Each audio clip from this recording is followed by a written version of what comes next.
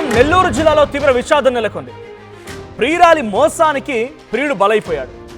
Lover మోసం చేసిందని చెప్పి ప్రాణాలు తీసుకున్న వీడియో జర్నలిస్ట్ దినేష్ ఒక్కసారిగా ఇప్పుడు ఈ సంఘటన నెల్లూరు జిల్లాలో సంచలనంగా మారింది. ఎఫ్ఎం రేడియో స్టేషన్లో ఉద్యోగిని ప్రేమించిన దినేష్ యువతిని పెళ్లి చేసుకునేందుకు సిద్ధమైపోయాడు. అయితే కొంతకాలంగా అదే ఎఫ్ఎం స్టేషన్లో మరో యువకుడికి దగ్గరైంది ఆ యువకుడి మోజులో దినేష్ని దూరం పెట్టింది ఆ యువతి. తీవ్ర మనస్తాపంతో ప్రాణాలు తీసుకున్నాడు దినేష్ మరణానికి యువతి మోసమే కారణమనే ఆరోపణలు కూడా ఉన్నాయి. ఇక దినేష్ బలం మరణం పైన ఎస్పీకి ఫిర్యాదు చేయబోతున్నారు బంధువులు మరియు ఫ్రెండ్స్. సో ఇటీవలే చనిపోయాడు, అంటే దినేష్ తల్లిదండ్రులు ఇటీవల కాలంలోనే చనిపోయారు. సో దినేష్ ఎఫ్ఎం స్టేషన్లో పనిచేస్తున్నటువంటి ఒక యువతితో పరిచయం ప్రేమగా మారింది. ఆ ప్రేమ పెళ్లి వరకు వెళ్ళాలనుకున్నారు, కానీ మధ్యలోనే ఆ అమ్మాయికి వేరే ఒక యువకుడితో పరిచయం కాస్త ప్రేమగా మారి సన్నిహితంగా మిగలడంతో ఇటు దినేష్ మనస్తాపానికి గురయ్యాడు. దినేష్ని పక్కన పెట్టిందనేటువంటి ఆలోచనతో బలం మరణానికి పాల్పడ్డాడు, ప్రాణాలు తీసుకున్నాడు. సో ఇప్పుడు ఈ సంఘటన పైన బంధువులు ఫ్రెండ్స్ మొత్తం కూడా పోలీసులకు ఫిర్యాదు చేసే అవకాశం ఉంది. సో నెల్లూరు జిల్లాలో ఈ సంఘటన హాట్ టాపిక్గా మారింది. అటు దినేష్ తల్లిదండ్రులు కూడా ఈ మధ్య కాలంలోనే చనిపోయారు.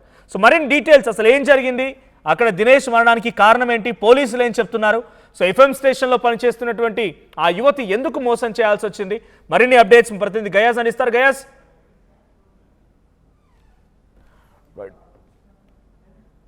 రైట్, నెల్లూరు జిల్లాలో ఇప్పుడు ఈ సంఘటన హాట్ టాపిక్గా మారింది. సో అక్కడ జరిగిన సంఘటన ఒక్కసారిగా అందరినీ కూడా షాక్ గురి చేసింది. వీడియో జర్నలిస్ట్గా పనిచేస్తున్న దినేష్ ఎందుకు ఈ రకంగా చేసుకోవాల్సి వచ్చింది, ఒక అమ్మాయి మోసం చేసిన రకంగా ఆయన చేసుకున్నటువంటి ఈ నిర్వాకంతో అటు ఫ్రెండ్స్ బంధువులందరూ కూడా ఒక్కసారిగా షాక్కు గురయ్యారు. తల్లిదండ్రులు ఇటీవల కాలంలో చనిపోవడంతో తీవ్ర మనస్తాపానికి గురయ్యాడు ఆయన. అంటే తల్లిదండ్రులు చనిపోయిన తర్వాత ఒక అమ్మాయి దగ్గరగా పరిచయం అనుకున్నప్పుడు డెఫినెట్గా తనే ప్రాణం అనుకొని ఉంటున్నాడు, తనేతోనే జీవితాన్ని ముందుకెళ్ళాలనే రకంగా అనుకొని ఉంటుంటాడు. సో ఇంతలోనే ఆ అమ్మాయి చాలా తీవ్రంగా మోసం చేయడంతో దినేష్ బలమరణానికి పాల్పడి ప్రాణాలు తీసుకున్నాడు. సో దీనికి సంబంధించి మరిన్ని అప్డేట్స్ ప్రతినిధి గయాజ్ అందిస్తారు. గయాజ్, ఏం జరిగింది అక్కడ, దినేష్ మరణానికి కారణం ఏంటి, ఆ ఎఫ్ఎం స్టేషన్లో జరిగినటువంటి ఆ అమ్మాయి సంఘటన తర్వాత దినేష్ విషయాన్ని ఎవరితో పంచుకున్నాడా? మనోజ్, నెల్లూరు వనంతోపులో అపార్ట్మెంట్ లో నివాసం ఉంటున్న వీడియో జర్నలిస్టు దినేష్ నిన్న రాత్రి బలవన్ మరణానికి పాల్పడడం జరిగింది. అయితే ప్రేమించిన యువతి మోసం చేసిందని మనస్తాపానికే గురై ఈ దారుణానికి ఒడిగొట్టినట్టు అతని స్నేహితులు బంధువులు చెప్పడం జరుగుతూ ఉంది. దినేష్ కు తల్లిదండ్రులు గత కొంతకాలం కిందట వాళ్ళు చనిపోవడం జరిగింది. అయితే ఒంటరిగానే ఉంటున్నాడు, ఈవెంట్లు అవి చేసుకుంటా జీవనం సాగిస్తుంటాడు. అయితే నెల్లూరు ఎఫ్ఎం రేడియోలో పనిచేస్తున్న ఓ ఉద్యోగిని ప్రేమించారు. అయితే గత 10 సంవత్సరాల నుంచి వీళ్ళిద్దరూ ప్రేమించుకుంటున్నారు, ఇద్దరు పెళ్లి చేసుకోవాలని కూడా అనుకున్నారు. అయితే ఆమెకు సర్వం ఆమె అని కూడా భావించిన దినేష్ ఆమెను కారిప్పించాడు, అదేవిధంగా ఆర్థికంగా సహాయపడుతూ వచ్చాడు. గత కొద్ది నెలల కిందట ఆమె సహచర ఉద్యోగితో, అదే ఎఫ్ఎం రేడియోలో పనిచేస్తున్న సహచర ఉద్యోగితో చనువుగా ఉండడం, రీల్స్ చేయడం, ఇద్దరు ఇటీవల కాలంలో అంటే 2 నెలల కిందట వీళ్ళిద్దరూ హైదరాబాద్ కి వెళ్ళడం, వీడియోస్ కొన్ని రీల్స్ చేయడం జరిగింది.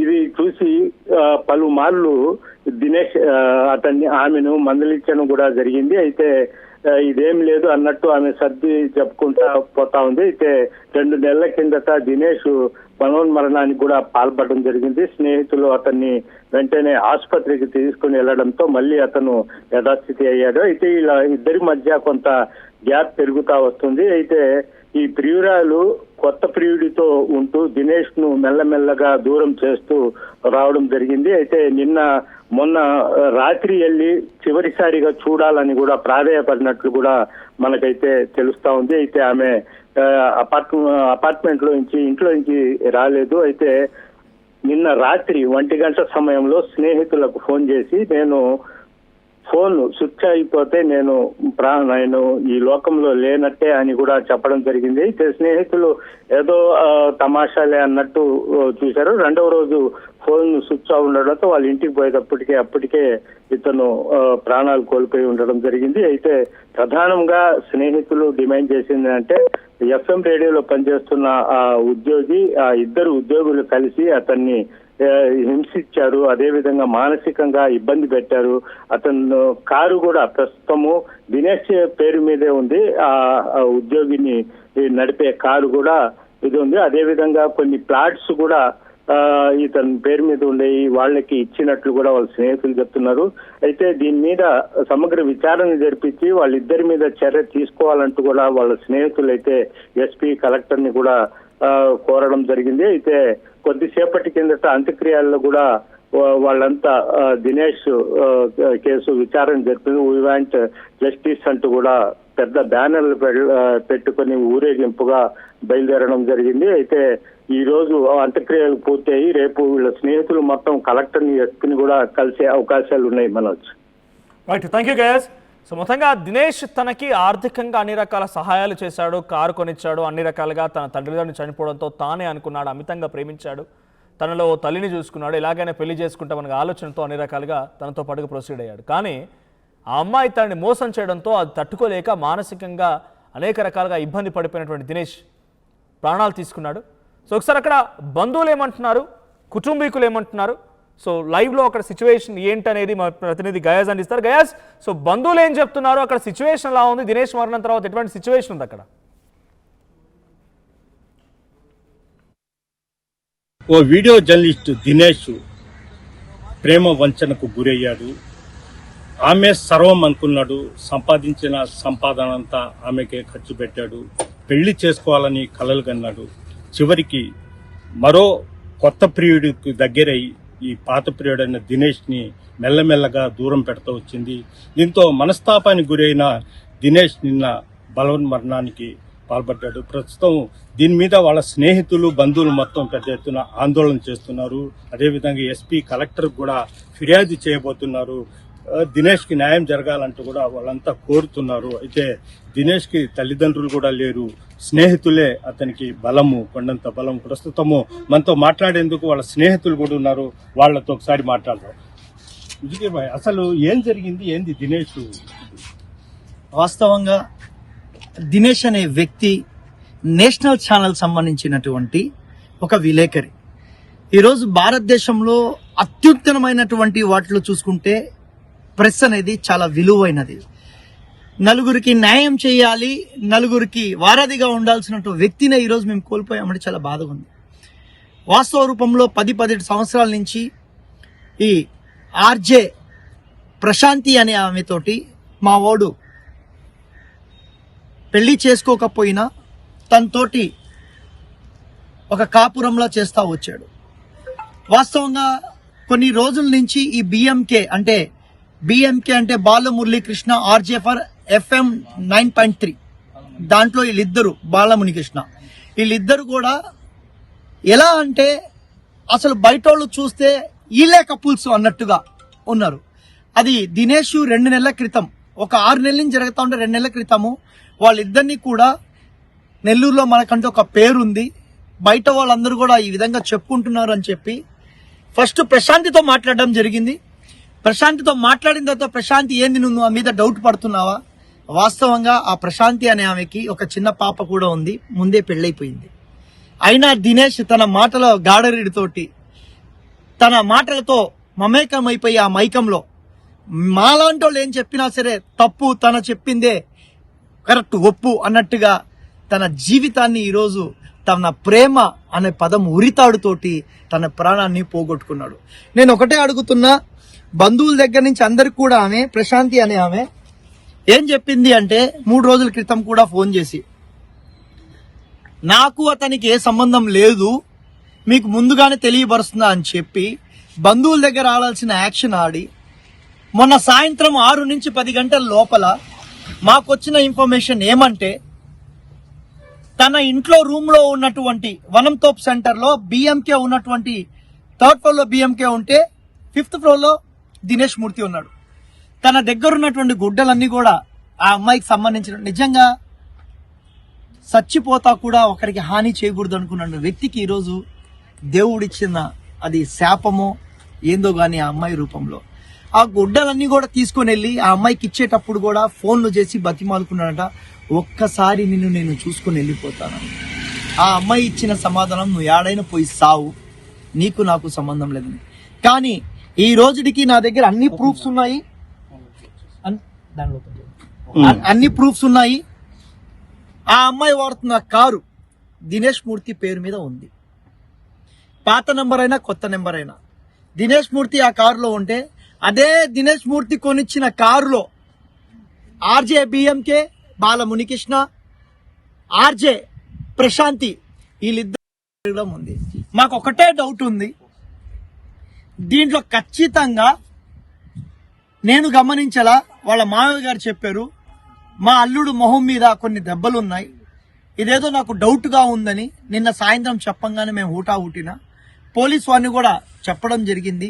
నేనైతే జిల్లాలో ఉన్నటువంటి కలెక్టర్ వర్యుని, జిల్లాలో ఉన్నటువంటి ఎస్పీ గారిని వెంటనే ఈ బిఎంకేని, ఈ ప్రశాంతిని, ఈ ఆర్జే బిఎంకేని, ఈ ప్రశాంతిని ఇద్దరిని వెంటనే అదుపులో తీసుకొని విచారించాల్సిందిగా, అదే విధంగా ఈ ఆర్జే చేస్తున్నటువంటి ఎఫ్ఎం లో ఉన్నటువంటి అందరు కూడా రెండు చేతులు జోడించి చెప్తున్నా, మీరు సుఖ సంతోషాల కోసం వేరే జీవితాలు నాశనం చేసే విధంగా, వాళ్ళ జీవితాలు నాశనం అయిపోయి వాళ్ళ కుటుంబాల వ్యక్తులు కోల్పోయే విధంగా మీరు ఇలాంటి రీల్స్ చేసి ఆ యొక్క బాధని మాత్రం జనాలకు పెంచొద్దు అని చెప్పేసి మీ ద్వారా తెలుపుకుంటూ, వెంటనే దీని మీద కలెక్టర్ గారు అదే విధంగా ఎస్పీ గారి చర్య తీసుకోవాలని చెప్పి నేను కోరుకుంటున్నాను. ఒకటి, ఎన్ని రోజుల నుంచి ఇతను ప్రేమిస్తున్నాడు, అదే విధంగా గత 2 నెలల కిందట కూడా ఇతను అటెంప్ట్ చేశాడు బలవన్మరణ. ఎప్పుడు జరిగింది, ఎందుకు జరిగింది? ఇతను 10 సంవత్సరాల నుంచి ప్రేమలో ఉన్నాడు. 2 నెలల క్రితము వీళ్ళిద్దరు కూడా హైదరాబాద్కి వెళ్ళడం జరిగింది. ఎవరిద్దరు? బిఎంకే ప్రశాంతి. వెళ్ళినప్పుడు అది మన దినేష్ కి తెలీదు. వీళ్ళు రీల్స్ చూసినప్పుడు దినేష్ మళ్ళీ వాళ్ళతోటి సంభాషించాడు. ఈ విధంగా ఉందంటే అప్పుడు చెప్పినటువంటి పదం ఆర్జే బిఎంకే, నాకు తెలియట్లా, చిల్ బ్రో, నీ చిల్లు ఈరోజు మా హార్ట్ కి ఈరోజు చిల్లు పడింది, మా వ్యక్తిని మేము కోల్పోయాం. అప్పుడు ఆయన చెప్పిన సందేశం ఏమంటే, మా ఇద్దరి యొక్క బాడీ లాంగ్వేజ్, మా కెమిస్ట్రీ బిల్డ్ అయితేనే అందరూ చూస్తారు, నువ్వు ఇంకా పాతకాలంలో ఉన్నావు దినేష్, ఇవన్నీ నువ్వు చిల్ చేసి వదిలేయాలి అని చెప్పినటువంటి దాని మీద, దాని తర్వాత ఇతను సూసైడ్ అటెంప్ట్ చేసిన తర్వాత ప్రత్యేక సాక్షిగా నేను విన్నది దినేష్ నోట్ తోటి ఈ పదాలు. నేను ప్రత్యేక సాక్షిగా అయినా ఎక్కడైనా చెప్పడానికి నేను రెడీగా ఉన్నా. కానీ రాత్రి నుంచి మాకు ఫోన్ కాల్స్, ఆర్జే బిఎంకే వాళ్ళ వైఫ్ రాత్రి నుంచి ఫోన్ కాల్స్, మీరెవరు మమ్మల్ని బ్లేమ్ చేయడానికి. నేను ఆ అమ్మాయికి కూడా చెప్తున్నా, ఎవరైనా సరే వృత్తిరీత్యా ఏం చేసుకున్నా మేము అడగం. ఈరోజు ఆ ఆర్జే బిఎంకే ప్రశాంతి ఉద్యోగాలు పోతాయని చెప్పి వాళ్ళు బాధపడుతున్నారే, ఈ రోజు మా ఫ్రెండ్ వెళ్ళిపోయాడు, మాకు మీరు తీసుకురాగలుగుతారా అని నేను అడుగుతున్నా. ఉద్యోగాల మీదే మీకు అంత ప్రేమ ఉంటే ఈ రోజు జీవమే పోయి ప్రాణమే పోయి బాధపడుతున్నటువంటి మీకు ఉద్యోగాలు మేము తెచ్చేయడానికి రెడీగా ఉన్నాం, మా యొక్క స్నేహితుడిని మీకు తీసుకురాగలుగుతారని నేను అడుగుతున్నా. ఇప్పుడు మీకు ప్రత్యేక సాక్షిగా నేను చెప్తాను.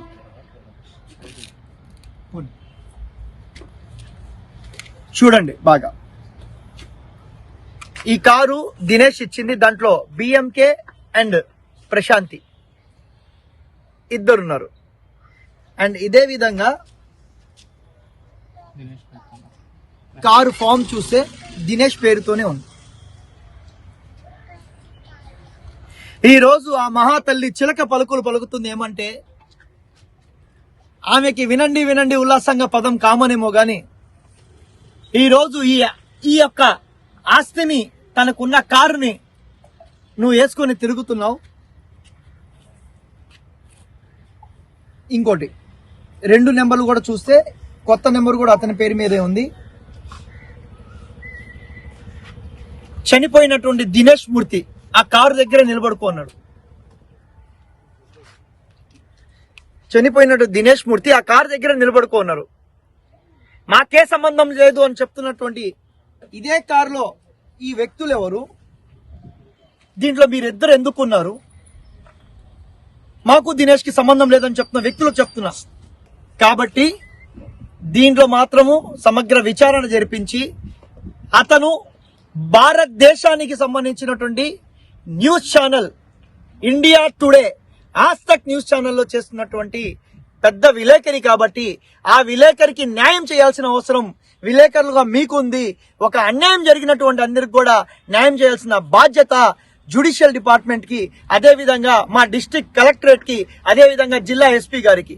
ఏ సంబంధం లేకపోతే మీరు చూడొచ్చు, ప్రశాంతి అండ్ దినేష్ ఇవన్నీ ప్రూఫ్స్ తను కూడా తన మొబైల్ నుంచి కూడా డిలీట్ చేసేయడం జరిగింది. ఎందుకంటే బ్లేమ్ చేయడం కరెక్ట్ కాదని.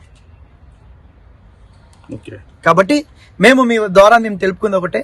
సో కలెక్టర్ గారు, ఎస్పీ గారు వెంటనే స్పందించి వాళ్ళిద్దరిని కూడా తీసుకొని చనిపోయినట్టు కుటుంబాన్ని న్యాయం చేస్తూ స్నేహితులుగా మేము, అదే విధంగా చాలా మంది మా మగ మహారాజులందరికీ కూడా చెప్తున్నా, నాకు తెలిసినంత వరకు సూట్ కేసు పైనుంచి నెట్టేయడం మనం చూసాం, ఇంజెక్షన్స్ ఇచ్చేసి మళ్ళీ పాము కాటులు ఇవన్నీ జరుగుతున్నాయి. కాబట్టి అందరి మహిళలనైతే నేను కించపరచట్లా. మీరు సెలెక్ట్ చేసుకునేటప్పుడు ఆ మహిళల్ని కొద్ది జాగ్రత్తగా సెలెక్ట్ చేసుకొని మీ జీవితాన్ని నాశనం చేసుకోకుండా ఉండాలని నేను కోరుకుంటున్నాను. Thank you. అదే విధంగా దినేష్ మామయ్య ఉన్నారో ఆయనతో కూడా మాట్లాడారు. దినేష్ వాళ్ళ ఫాదర్ మదర్ ఉన్నారా? నేను చనిపోయాను. ఎప్పుడు? మాస్క్ రీసెంట్ గా ఒక 1.5 years లో వాళ్ళ మదర్ చనిపోయారు. వాళ్ళ ఫాదర్ వచ్చి 6-7 years. మీకు ఎప్పుడు తెలిసింది ఇది? నేను ఆఫీస్ పోతే ఆఫీస్ కానీ 10 గంటలప్పుడు నాకు ఫోన్ చేశారు, మీరు దినేష్ చనిపోయారు అని చెప్పి ఫోన్ చేశారు. అసలు ఆయన ఏ అపార్ట్మెంట్ లో ఉన్నాడో కూడా నాకు తెలియదు. నాకు ఎప్పుడు నన్ను తీర్చేవాడు కాదు. చెప్పగానే ఎత్తుకుంటూ పోయిన అక్కడ రాయల్ అపార్ట్మెంట్ అన్నారు, ఆడకి పోయాను. పోలీసు వాళ్ళు ఉన్నారు, వాళ్ళ ఫ్రెండ్స్ చూస్తా వస్తా ఉన్నారు. ఏమైనా గాయాలు ఉన్నాయా శరీరం మీద? అలాంటి మొహం మీద ఇక్కడ గాయాలు చూసాను. అదే ఇబ్బంది పెట్టినట్టుగా ఉంది. ఎవరు ఏం చేస్తారని తెలియదు. అమ్మ నాన్న చనిపోయిన తర్వాత ఒంటరిగా దూరంగా ఉంటాడు. మీ మీద ఎప్పుడు భారం? ఎప్పుడు రమ్మని ఎన్నిసార్లు చెప్పినా వచ్చేవాడు కాదు. నేను రాకూడదులేమో, నేను రాననేవాడు. వేరే నేను బతికినంత కాలం నేను చూసుకుంటున్నా, కాన్నే ఉంటానని చెప్పాను. అసలు విన్నాడు. వాడు వర్షంలో వాడు ఉంటాడు, ఇంటికాడు ఉంటాడు, నేను చూసుకుంటానన్నా కానీ వినడు ఆయన. ఈ అమ్మాయి వల్ల చాలా సఫర్ అయిపోయినాడు. ఆ అమ్మాయి నాకు కూడా ఫోన్ చేసింది, మీ దినేష్ ని మీరు హ్యాండ్ ఓవర్ చేసుకోండి, నాకు అతనికి సంబంధం లేదు అని చెప్పి. ఎప్పుడు చేసింది? 10 రోజుల క్రితం చేసింది. ఎవరు? ప్రశాంత్ అనే అమ్మాయి చేస్తుంది. అమ్మాయి చేసి మీ దినేష్ ని మీరు హ్యాండ్ ఓవర్ చేసుకోండి, నాకు సంబంధం లేదు. మరి రామ్మ ఇంటికి రమ్మ, ఒకసారి మాట్లాడతాం కూర్చొని. మీరు ఎందుకంత ఆదేశాలతో ఉన్నారు? ఇంట్లో మన భార్య లక్ష్మీ ప్రసన్న ఉంటుంది, అందరం కూర్చొని మాట్లాడి సెట్ చేసుకుందాం అని చెప్పాను. నేను రాను, నాకు సంబంధం లేదు అని చెప్పాను. ఇప్పుడు మీరు పోలీస్ కంప్లైంట్ చేస్తున్నారా? పోలీస్ కంప్లైంట్ నేను ఉద్యోగం ఇచ్చి నేను ఇది పరిస్థితి. నిన్న అదే విధంగా చూస్తే మాకు కాల్స్ వచ్చేది పక్కన పెడితే, ఆ ఆర్జేబిఎంకి ఆ ప్రశాంతిని ఒకటి నేను అడుగుతున్నా మీ ప్రెస్ ద్వారా. నిన్న జరిగినటువంటి సంభాషణలో పోలీస్ డిపార్ట్మెంట్ దగ్గర ఎఫ్ఐఆర్ రాసేటప్పుడు 2 మహిళలు పోయి తలుపు నెడితే ఆ డోర్ ఓపెన్ అని చెప్పారు. ఆ 2 మహిళలో ఒక మహిళ అయితే వచ్చింది, ఇంకొక మహిళ ప్రశాంతి. ఆమెని కూడా ఆర్జేబిఎంకే ఇక్కడ వచ్చి ఆ స్పాట్ లో నేనున్నాను అని చెప్పి, ఆ జరుగుతున్నప్పుడు కాలు గాలిన పిల్లిలా ఇంట్లో ఏమేమి ఉన్నాయి అనే ప్రత్యేక సాక్షి వాళ్ళ మామగారు అసలు ఎందుకు తిరుగుతున్నాడు, ఏదో జేబులో వేసుకున్నాడని కూడా చెప్తున్నారు. దీని మీదగా విచారణ జరిపించి ప్రశాంతి స్టేషన్ కి ఎందుకు రాలేదు, ప్రశాంతి మరణం తర్వాత లోపల వెళ్ళినటువంటి 2 మహిళల్లో ఒక మహిళ ప్రశాంతి అయితే స్టేషన్ లో ఆ ప్రశాంతి పేరు లేదు. ఆ విచారణలో ప్రశాంతి పేరు లేక కూడా బిఎంకే అడ్డుకొని అక్కడ వచ్చి నేనున్నానని భరోసా కల్పించాడంటే దీన్ని బట్టే అర్థమైపోతుంది మీ ఇద్దరిలో ఎలాంటి స్వభావాలు కలిగి ఉన్నాయని చెప్పి. వీటి మీద విచారణ జరిపించాల్సిన అవసరం డిపార్ట్మెంట్కే ఉంది. ఎందుకంటే డిపార్ట్మెంట్ ఆడ స్పాట్ లో ఉంది కాబట్టి వాస్తవంగా పోలీస్ డిపార్ట్మెంట్ లోపలికి వెళ్ళిన తర్వాత ఎవరిని రానికూడదు. బట్ ఈ వ్యక్తి ఎందుకు లోపల తిరుగుతున్నాడు అనేది కూడా మాకు డౌట్ ఉంది. కాబట్టి దీని మీద కూడా సమగ్ర విచారణ జరిపించి చేయాలి. ఇది పరిస్థితి ప్రధానంగా ప్రశాంతి అదేవిధంగా బిఎంకే ద్వారా ఇతను బలవన్మరణానికి కారణము. అయితే దీని మీద మేము కలెక్టర్ అదేవిధంగా ఎస్పీ దృష్టి కూడా తీసుకొని పోతాము, న్యాయ పోరాటం కూడా చేస్తామంటూ కూడా వాళ్ళ స్నేహితులు అయితే చెప్తున్నారు. వీడియో చూస్తే అల్తాఫ్తో గయాజ్ RTV నెల్లూరు నుంచి.